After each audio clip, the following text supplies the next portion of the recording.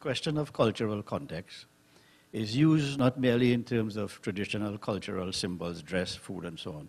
It has to do with institutional behavior, political patronage, and so on. The administration of justice, which vary, and the deficiencies suggest that these things do contribute, especially in terms of the ineffective deterrent. Let me give you an example.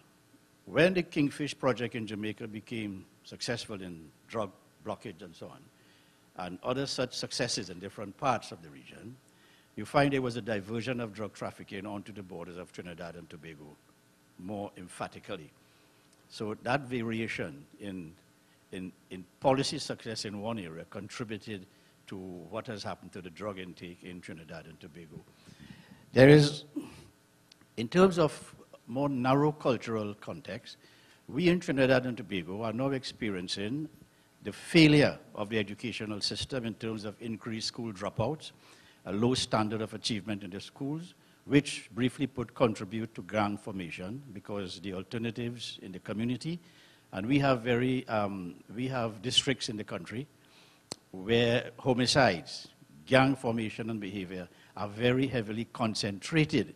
Even within one country, there are variations which contribute to the national figures. So the crime,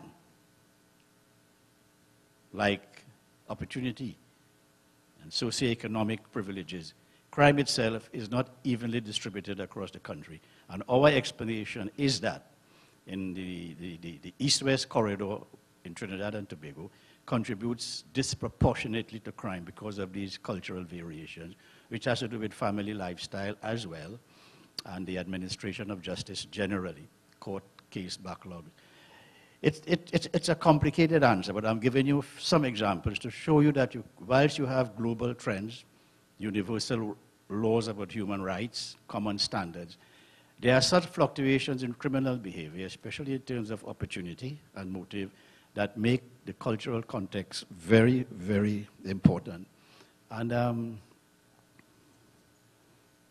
something that is bothersome is, you speak about policies, and with due respect to my distinguished fellow panelists, the policies in their implementation is not neutral. There's a lot of political patronage and political bias in terms of implementing the very policies itself.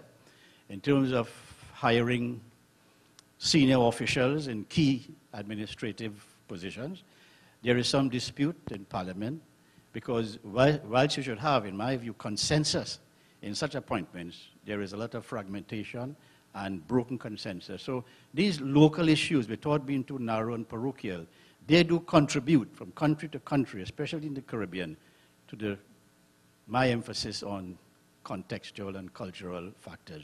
And perhaps I can give you a longer discourse, but I think there are other questions that need to be answered. With respect to the question on states signing on to international conventions, I think the states would consider the implications before they sign.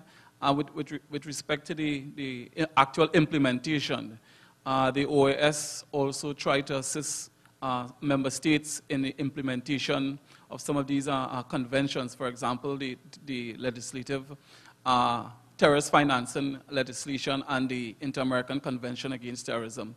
With respect to the Inter-American Convention Against Terrorism, it's three-part. We assist states not simply not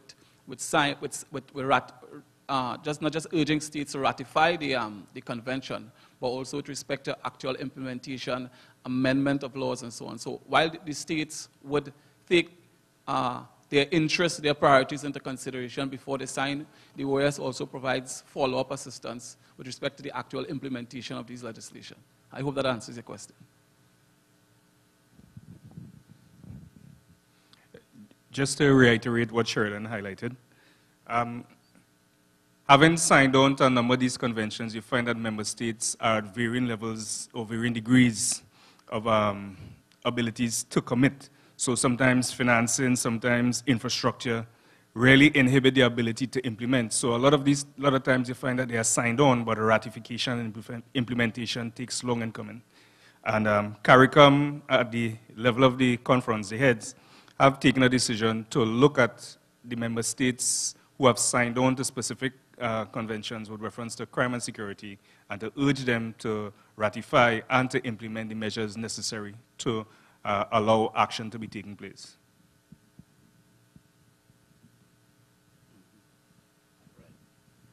Okay, I think we can take another round, maybe 3 or 4, or are we drawing the line? I think that Taskmaster, Professor Goff, just drew the line. But just want to say to you, thanks for being a part of our first panel. This session, I think, really teased out some of the critical issues on our security menu. And just to state that this should be considered as the commencement of a discourse as to, again, how small states, how a region like the Caribbean can continue to influence the international system in areas that are increasingly critical, not just to our security, but to our development. So this is a starting point.